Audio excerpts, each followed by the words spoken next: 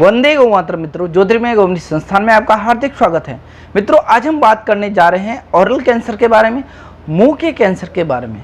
मित्रों, आज हमारे देश में लगभग 30% जितने भी कैंसर होते हैं उस सभी कैंसर में से लगभग 30% कैंसर मुंह के कैंसर होते हैं। आइए जानते हैं क्या कारण है सबसे ज़्यादा मुंह के कैंसर होने का और किस तरह से इनसे बचा जा सकता है। साथियों, सबसे ज़्यादा भारतवर्ष में ओरल कैंसर, मुंह का कैंसर हो रहा है। आज वर्तमान स्थिति में सबसे ज़्यादा प्रतिवर्ष हज़ारों लोग इस कैंसर का शिकार हो रहे हैं। मित्रों, ये सबसे गंभीर विषय है। ऐसे क्या कारण हैं जिन कारणों से मुंह का कैंसर हो रहा है। मुंह के कैंसर के अंदर गला, होठ, जीवा, जीभ और तालू और हमारी भोजन नली तक सम्मिलित है। सामान्यतः जो मुंह का कैंसर होता है वो सबसे पहली स्थिति में, जो प्रारंभिक स्थिति होती है, इसके अंदर पता नहीं किया जा सकता। और लेकिन ये भी बात स्पष्ट है कि जो सामान्य छाले होते हैं मुंह में, सामान्य गांठें होती है, वो कैंसर नहीं हो सकता, क्योंकि हमारे जो दिनचर्या है, रूटीन है, उसके अंदर जब बहुत ही बड़ा बदलाव आता है या सही तरह का खान पान नहीं होता है, उसके कारण से हमारे आमाशय में, हमारे पेट के अंदर गर्मी बढ़ जाती है। शरीर के अंदर जब गर्मी बढ़ जाती है तो उसके कारण भी मुंह के अंदर छाले होते हैं और छाले होने के कारण यहाँ पर गांठें भी हो जाती है, लेकिन वो गांठें कैंसर की नहीं है। तो हर तरह की गांठ, हर तरह के छाले जो मुंह में होते हैं वो सभी कैंसर के नहीं होते हैं। ये भी बात आपको ध्यान में रखनी है।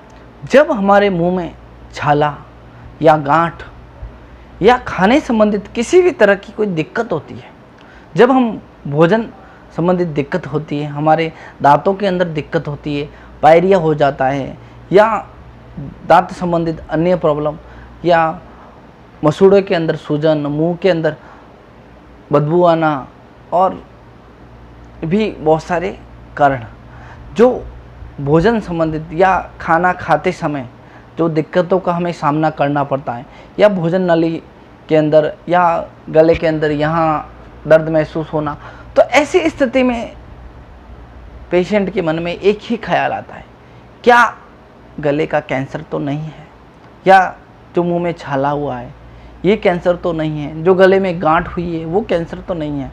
इसके अंदर क्या होता है, सबसे पहले पेशेंट हमारे अपने आसपास देखता है और एलोपैथिक चिकित्सा में इस विषय को इतना गंभीर बता दिया गया है, मतलब गंभीर बना दिया गया है कि पेशेंट को डरा दिया जाता है, पेशेंट सहम जाता है। एक सामान्य छाले की, सामान्य गांठ की चिकित्सा के लिए लाखों रुपए खर्च करवा दिए जाते हैं और कई बार कीमोथेरेपी करवाने के बाद पेशेंट हमारे संस्थान में आता है और कुछ ही समय बाद पूर्ण रूप से स्वस्थ होकर जाता है, क्योंकि जो पंचकव्य चिकित्सा है, जो पंचकव्य है, वो मूल से काम करता है। जहाँ रोग की जड़ है उस रोग की जड़ पे काम करता है, जिससे आप पूर्ण रूप से स्वस्थ हो सकते हो। आइए मित्रों, आज जानते हैं कि मुंह के कैंसर का सबसे बड़ा कारण क्या है। जो पहला कारण है वो है आपके पेस्ट। आप सुबह उठते ही जो टूथपेस्ट अलग अलग कंपनियों की जो मार्केट के अंदर आते हैं, वो कैंसर का आज सबसे बड़ा कारण है। बहुत सारे पेशेंट्स ऐसे आते हैं, मरीज ऐसे आते हैं जो बताते हैं कि हमने कभी तंबाकू नहीं खाया, हमने कभी स्मोकिंग नहीं की, या हमने कभी किसी भी तरह का नशा नहीं किया, फिर भी हमें मुंह का कैंसर हुआ। तो उसका बड़ा कारण है आपके टूथपेस्ट। आपके जो टूथपेस्ट है इसके अंदर इतने हानिकारक केमिकल है, इतने हानिकारक केमिकल हैं कि आपने कभी सोचा भी नहीं होगा। बहुत सारे टूथपेस्ट के अंदर लिखा हुआ आता है कि 6 साल से अगर कोई छोटा बच्चा है तो वो इसका उपयोग ना करे। अगर छोटे बच्चों के लिए ये हानिकारक हो सकते हैं तो आपके लिए कभी ये लाभकारी नहीं हो सकते। मित्रों, जो हमारी परंपरा थी वो तो हमने छोड़ दी, जो हम मंजन करते थे, दातुन करते थे, लेकिन आज हम जो कर रहे हैं, टूथपेस्ट कर रहे हैं, इसके अंदर जो झाग होते हैं, वो झाग कपड़े धोने वाला जो सोडा होता है उसके अंदर झाग के लिए जो केमिकल युक्त होते हैं, जो उसके लिए जो केमिकल प्रयुक्त होते हैं वही केमिकल आपके टूथपेस्ट में है। अब आप क्या कर रहे हो, आप खुद सोचिए कि इतना हानिकारक केमिकल आप हमेशा मुंह में प्रयोग करते हो, और सुबह उठते ही जब हमारे पेट के अंदर एसिडिटी बढ़ी हुई है, हमारे पेट का एसिड बढ़ा हुआ है, और हम सुबह उठते ही जब टूथपेस्ट करते हो तो आप एसिड को और बढ़ा देते हो। जो हमारी जो लार है वो एल्कलाइन है, और जब हम सुबह उठते ही पानी पीते हैं या मंजन करते हैं तो वो लार हमारे पेट के अंदर जब जाती है तो जो पेट के अंदर एसिड बना हुआ है उसे शांत करती है। लेकिन आप जो टूथपेस्ट कर रहे हो जिसके कारण मुंह सूख जाता है और मुंह लगभग 4 से 5 घंटे तक अच्छे से लार नहीं बना पाता है, मुंह इतना सूख जाता है। उन हानिकारक केमिकल की वजह से मुंह सूख जाता है और लार प्रॉपर मात्रा में नहीं बना पाता, जिससे हमारे पेट की एसिडिटी बढ़ जाती है और एसिडिटी संबंधित दिक्कतें होती है। मित्रों, जब आप टूथपेस्ट करते हो तो वो मीठा प्रयोग होता है, टूथपेस्ट के अंदर जो मीठा प्रयोग होता है वो आर्टिफिशियल शुगर है। मित्रों, ये ब्रेन ट्यूमर, ब्लड कैंसर और माउथ कैंसर के लिए काफ़ी है, इतना नुकसानदेह है, और ये आपको डायबिटीज़ भी देगा। हमारे आयुर्वेद के अंदर परमे डायबिटीज़ लगभग 20 तरह की डायबिटीज़ है, लेकिन आज का चिकित्सा विज्ञान 2 तरह की डायबिटीज़ मानता है, डायबिटीज़ 1 और डायबिटीज़ 2, लेकिन हमारे आयुर्वेद में परमे बताए गए हैं वो लगभग 20 तरह के परमे हैं। तो मित्रों, आज जो आप टूथपेस्ट यूज़ ले रहे हो वही आपके कैंसर का कारक है। तो मित्रों, वो आपके बच्चे के लिए बहुत ही हानिकारक है, तो घर से आज ही इसको निकाल दीजिए। अब इसका अल्टरनेटिव क्या है? सबसे बड़ी समस्या रहती है कि चलो ये नहीं करेंगे तो हम क्या करेंगे। तो हमारी जो पारंपरिक जो हम यूज करते थे मंजन, वो थे दातुन, नीम के दातुन, नीम, अकरकरा, और जो खिजड़ी, जो जाल आता है, जाल का दातुन आप ले सकते हो, बबूल का दातुन प्रयोग कर सकते हो आप, जो आपके आसपास में सामान्यतः अवेलेबल हो जाए। अपमार्ग का दातुन आप उपयोग कर सकते हो। अगर ये नहीं हो पाए तो हमारी संस्थान द्वारा, ज्योतिर्मय घुमरी संस्थान द्वारा एक दंत प्रभा करके एक मंजन बनाया है, दंत प्रभा करके। अगर गले में गांठ है, टॉन्सिल है, या गले में किसी भी तरह का इन्फेक्शन है, बार बार पायरिया हो जाता है, दांतों संबंधित रोग है, तो उसके उपयोग करने से मात्र 7 दिन में बिल्कुल ठीक हो जाते हैं। उसके अंदर ऐसी औषधियों का प्रयोग किया जाता है कि वो मुंह के अंदर जाने से हमारी जो इंटेस्टाइन है आते हैं वो भी साफ हो जाएगी। तो आप इस मंजन का उपयोग कर सकते हो, या आपके आसपास में जो पेड़ पौधे हैं उसका दातुन उपयोग कर सकते हो। मित्रों, लेकिन जो टूथपेस्ट है उससे बचिए, वो आपको आगे जाके आपके बच्चे को, आपको रोगग्रस्त कर सकता है, तो सावधान रहिए।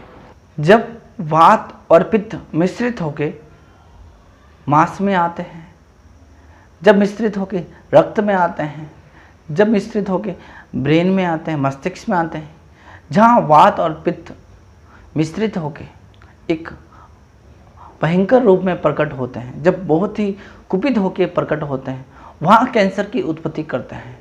वैसा ही जब शरीर के अंदर रक्त की एसिडिटी बढ़ जाती है, रक्त के अंदर अम्लता बढ़ जाती है, तब जाके शरीर में कैंसर की उत्पत्ति होती है। जब हमारा पाचन तंत्र लंबे समय तक खराब रहता है, हमारी रोग प्रतिरोधक क्षमता कमज़ोर होती है, तब जाके कैंसर की उत्पत्ति होती है। सीधे अर्थों में इस तरह से समझा जाए कि जब हमारे शरीर की गर्मी बढ़ जाती है तब जाके कैंसर की उत्पत्ति होती है। तो मित्रों, आज जो हम दिन की शुरुआत करते हैं वो किस तरह से करते हैं? जो सबसे बड़ा दूसरा कारण है वो ये है कि सबसे पहले उठते ही हम चाय पीते हैं, हम नींबू पानी ले रहे हैं गर्म, और ऐसे बहुत सारे पेय हैं जो गर्म सुबह ले रहे हैं। जो आप चाय के साथ शुरुआत करते हो, जो आप सुबह चाय पी रहे हो, वो शरीर में एसिड बढ़ाती है।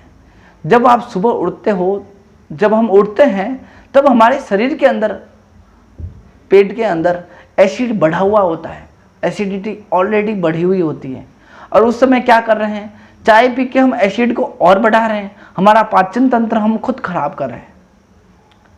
और जब शरीर के अंदर सुबह हम एसिडिटी बढ़ा देते हैं तो पूरे दिन एसिडिटी बढ़ी हुई रहती है, खट्टी खट्टी डकारें आती हैं, पाचन तंत्र कमज़ोर रहता है, खाने का पाचन अच्छे से नहीं होता है और पूरा दिन उसी तरह से निकलता है। जब हम सुबह उठते ही शरीर की गर्मी बढ़ा देते हैं, एसिडिटी बढ़ा देते हैं, तो पूरा दिन वैसे ही निकलता है। हमारे आयुर्वेद में कहा गया है कि सुबह उठ के ताजे पानी का सेवन किया जाए, बासी पानी का सेवन किया जाए, ताम्र पात्र में रखा हुआ पानी का सेवन किया जाए या उषा पान किया जाए। उषा पान में हम बताते हैं कि गर्म पानी का सेवन नहीं करना है, गुनगुने पानी का सेवन करना है, न ठंडा होना चाहिए न गर्म होना चाहिए। वैसे पानी को पी के हम दिन की शुरुआत करेंगे। जब उषा पान भी जब ब्रह्म मुहूर्त में किया जाए, सुबह किया जाए, तो और अधिक लाभकारी होता है।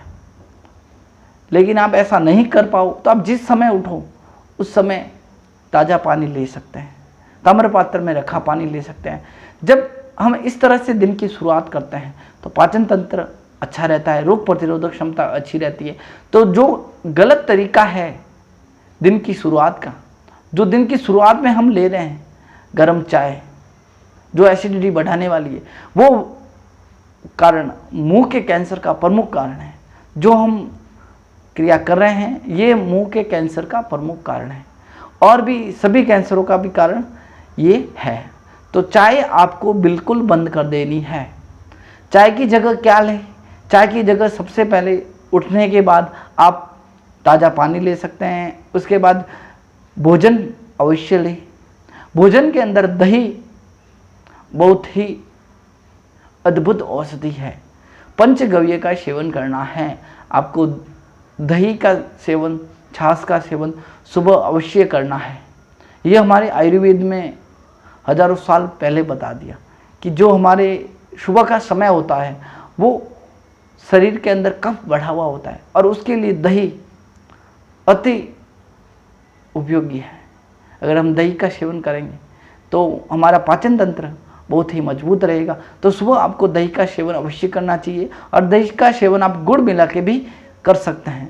तो मित्रों, चाय को त्यागी। बार बार मुंह में छाले होना, मुंह में अल्सर होना, गले में गांठें होना या एसिड बढ़ना, अगर ऐसा होता है बार बार तो मन में एक भय बना रहता है कि कैंसर हो सकता है। तो मित्रों, एक अद्भुत औषधि है, अगर आप उसका प्रयोग करें तो आपको जीवन में कभी कैंसर नहीं हो सकता। मित्रों, वो औषधि है, आयुर्वेद में कहा गया है हरति रोगानी इति हरित की। जो रोगों को हरने वाली है वो हरित की है। आयुर्वेद में जिस औषधि को माँ के समान या माँ का जो दर्जा दिया गया है वो औषधि है हरित की, हरड़। हरड़ का प्रयोग आपको अवश्य करना चाहिए। अगर आप हरड़ का प्रयोग करते हो तो आपको कैंसर कभी नहीं हो सकता। रोग प्रतिरोधक क्षमता बढ़ाता है, पाचन तंत्र मजबूत करता है, रक्त शोधक है, रक्त की शुद्धि करता है। इतनी अद्भुत औषधि है हरड़। हरड़ का सेवन आप मित्रों दूध के साथ कर सकते हैं। दूध के साथ इसका सेवन सुबह शाम किया जा सकता है। हरड़ के अंदर आपको बड़ी हरड़ जो आती है उस हरड़ का प्रयोग आपको लेना है। इसका चूर्ण आप घर पे बना सकते हैं और इसका प्रयोग कर सकते हैं। हरड़ के प्रयोग से जो फिर बार बार समस्याएं हो रही थी आपको, चाहे टॉन्सिल हो, पाचन तंत्र कमज़ोर हो, शरीर की गांठें हो, सब कुछ ही दिनों के अंदर ठीक हो जाएगा। लेकिन इसका प्रयोग आपको कंटिन्यू करना है। इसके अंदर हरड़ बड़ी लेनी है। और मित्रों, जो अंतिम बात है वो है भोजन करने का तरीका। जो आप भोजन के अंदर मीठा जब प्रयोग करते हो तो मीठे का प्रयोग शुरुआत में करें, जो आज इसका विपरीत होता जा रहा है। लोग नमकीन भोजन पहले करते हैं, मीठे का सेवन अंत में करते हैं। ऐसा कभी नहीं करना है। सबसे पहले आपको मीठे का सेवन करना है और अंत नमकीन भोजन से करना है। तीखा जो भी लेना है वो अंत में लीजिए, लेकिन मीठा जो भी लेना है वो पहले लीजिए। इससे आपका पाचन तंत्र मजबूत बनेगा। लेकिन जो आज लोग कर रहे हैं इसके विपरीत, मीठा सबसे अंतिम में खाते हैं।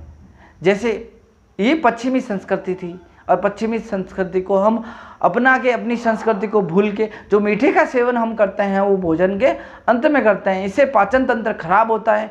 डायबिटीज़ जैसे रोगों का शिकार आप हो सकते हो, शुगर आपको हो सकता है। तो मित्रों, इस बात का हमें विशेष ध्यान रखना है। और आपके मन में किसी भी तरह का प्रश्न हो, किसी भी तरह का क्वेश्चन हो तो आप कमेंट अवश्य करें और अधिक जानकारी के लिए आप संस्थान में संपर्क कर सकते हैं। जय गौ माता, वंदे मातरम मित्रों।